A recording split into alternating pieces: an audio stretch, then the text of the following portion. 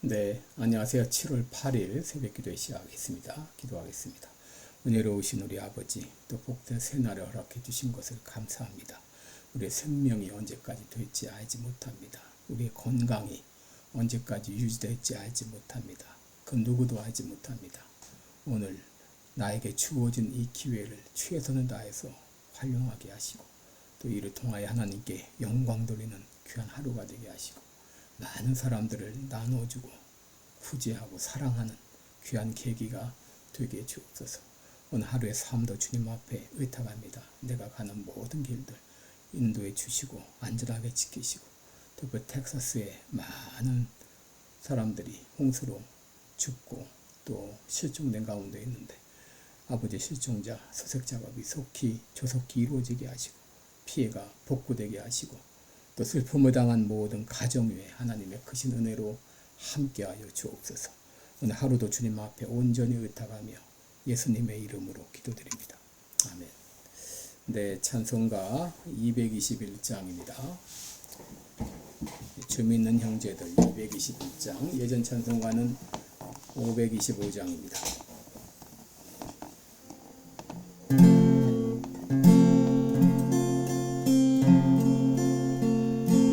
주 믿는 형제들 사랑의 삭임은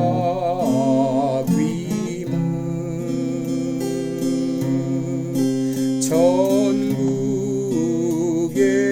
교제 같으니 참 좋은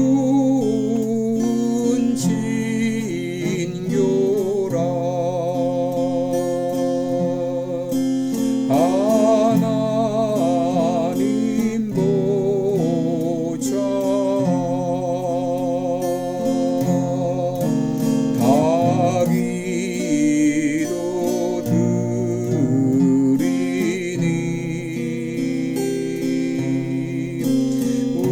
우리의 믿음 소망이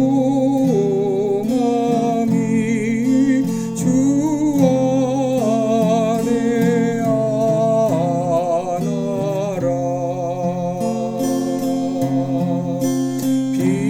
피차의 슬픔과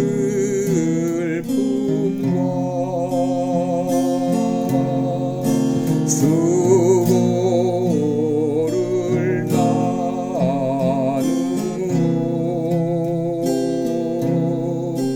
늘 동고동락하면서 참 사랑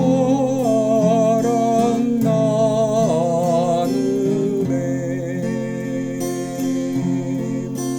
또 이별할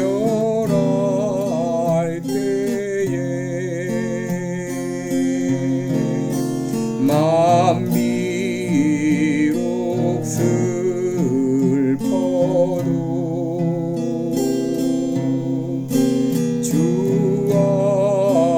안에 교제하면서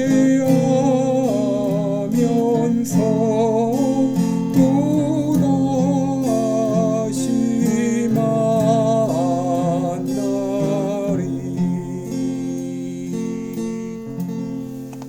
아멘. 네, 우리 오늘은 출애굽기 18장입니다. 네, 출애굽기 18장 1절로 12절까지 보겠습니다. 출애굽기 18장 1절로 12절입니다.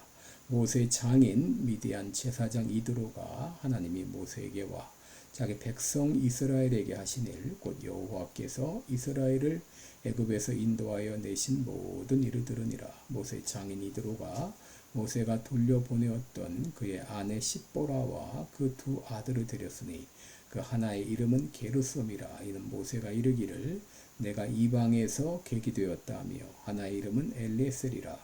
이는 내 아버지의 하나님이 나를 도우사 바로의 칼에서 구원하셨다 하미더라.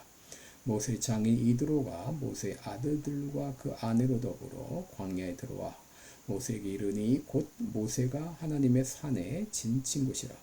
그가 모세에게 전언하되 그대의 장인 나 이드로가 그대의 아내와 그와 함께한 그 두 아들로 더불어 그대에게 왔노라.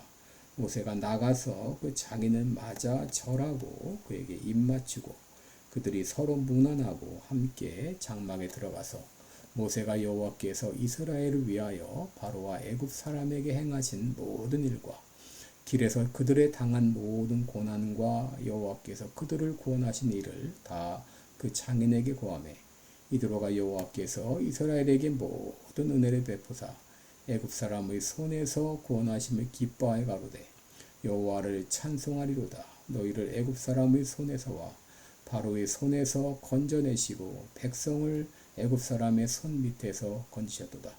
이제 내가 알았도다. 여호와는 모든 신보다 크심으로 이스라엘에게 교만히 행하는 그들을 이기셨도다 하고 모세의 장인 이드로가 번제물과 희생을 하나님께 가져오매 아론과 이스라엘 모든 장로가 와서 모세의 장인과 함께 하나님 앞에서 떡을 먹으니라. 아멘. 네, 우리 오늘은 만남이 기쁨이 되려면 이런 제목으로 말씀을 나누겠습니다. 여러분, 이 땅에는 만남이 많이 있죠. 잠시 지나가는 길손과의 만남도 있고 또 일생 동안 지속되는 그런 만남도 있습니다. 또 자주 만났으면 하는 그런 만남도 있는가 하게 되면 안 만났으면 하는 만남도 있습니다. 여러분, 우리 삶에는 중요한 세 가지 만남이 있죠. 첫째는 부모와의 만남, 둘째는 배우자와의 만남, 그리고 셋째는 선생님과의 만남입니다. 어떤 부모를 만나느냐, 어떤 배우자를 만나느냐, 그리고 어떤 선생님을 만나느냐에 따라서 우리의 일생은 완전히 달라질 수 있습니다. 여러분, 지금의 나라고 하는 이 존재, 이제까지 내가 누구를 만났느냐가 바로 나라는 존재를 형성했다고 그렇게 말할 수 있습니다. 오늘의 내가 되기까지 수많은 사람들에게 영향을 받고 자라난 것입니다. 귀머거리였고 또 장님이었던 헬렌 켈러는 설리반 선생과의 만남이 그에게 결정적인 영향을 주었죠. 한국 최초의 맹인 박사였던 강영호는 아내 석은옥과의 만남이 결정적인 역할을 했습니다.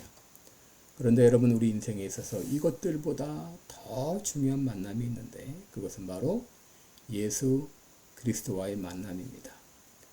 여러분, 만남이라는 그 잡지 표지에 이런 글이 실려 있는 걸 보았습니다. 인생의 방황은 예수님을 만나면 끝이 나고 신앙의 방황은 좋은 교회를 만나면 끝이 난다. 여러분, 성경에는 예수님을 만났던 많은 사람들의 이야기가 기록되어 있습니다. 갈릴리 호숫가의 베드로, 또 사마리아 우물가의 여인, 또 귀신 들린 아들을 두었던 아버지, 또 모두에게 외면을 당했던 여리고 세무서장 삭개오, 그리고 사도 바울에 이르기까지 여러분, 예수님을 제대로 만난 사람들은 한결같이 인생의 방황이 끝나고 새로운 인생을 살게 되었습니다. 오늘 본문에도 헤어졌던 가족들이 기쁨으로 만나는 모습이 기록되어 있는데 그것은 바로 모세가 장인과 아내와 그리고 아들들을 함께 만나는 내용입니다.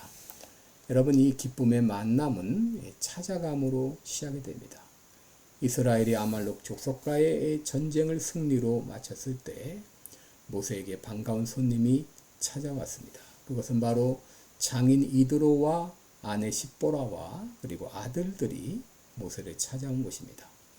이들은 모세가 도피 생활 시절 40년간 처가살이를 하면서 정을 나눈 그들이었습니다. 어떤 의미에서는 생명의 은인이기도 했죠. 그런데 그들이 헤어진 지 거의 1년 만에 장인 이드로가 모세의 소식을 듣고 자기 딸과 손주들을 데리고 모세를 찾아온 것입니다.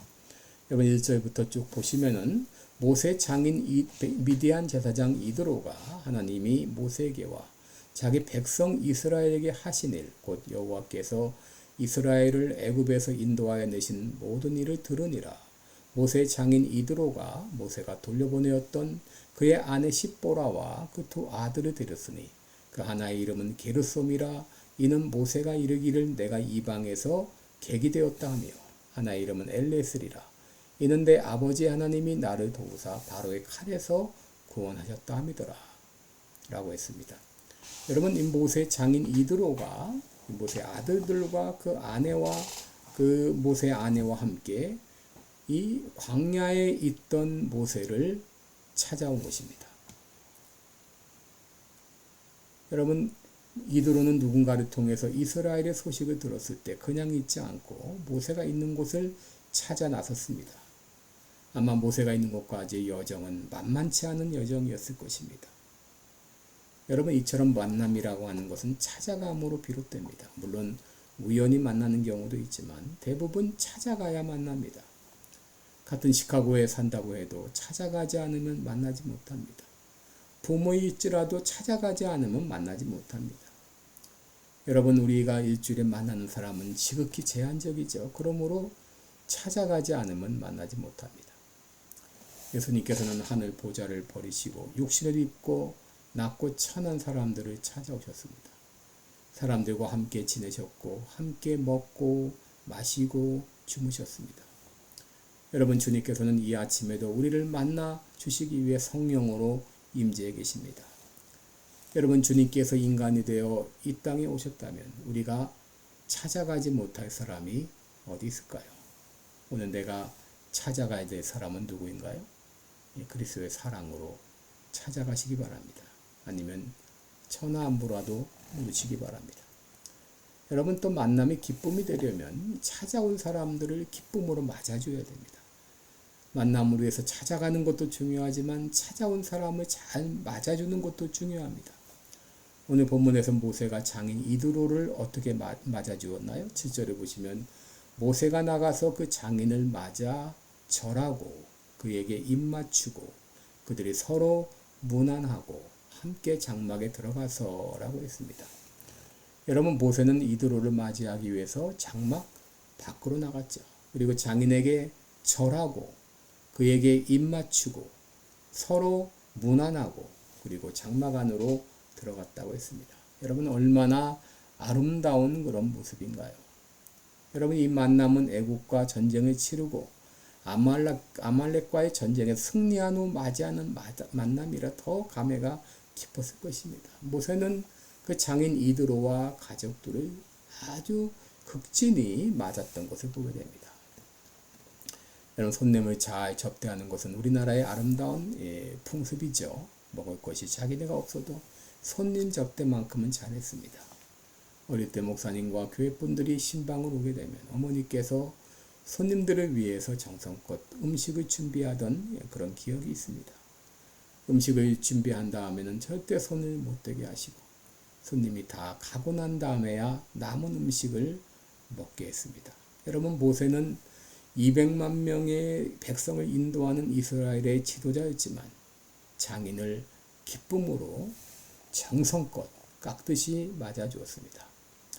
여러분, 특별히 그리스도인의 만남이 기쁨이 되려면 하나님의 역사를 간증하는 간증이 있어야 됩니다. 오늘 본문에 한 가지 특이한 점은 모세의 두 아들들의 이름이 설명되어 있다는 것이죠. 3절에 보면 큰 아들의 이름은 게르솜이요 둘째 아들은 엘리에셀입니다. 이 게르솜은 나그네 되었다 그런 뜻이고 엘리에셀은 내 아버지 하나님이 나를 도우셨다 그런 뜻입니다.